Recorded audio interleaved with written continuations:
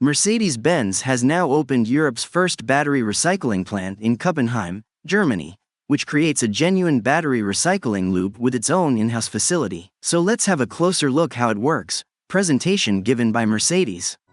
After checking the state of charge, the process starts with placing the battery modules on a conveyor belt. The batteries are then mechanically crushed, washed, and separated into coarse and fine fraction. Using gravity-based air systems, magnetic separators, a grinder, and various sieves, plastics, copper, aluminum, and iron are separated and packaged according to type. At the same time, the black mass contained in the dried coarse material is separated. The previously separated fine fraction contains the largest proportion of black mass.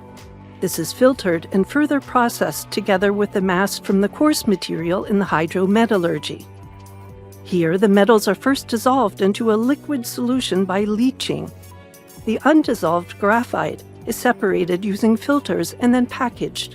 The precipitated iron and the aluminum components are treated in the same way.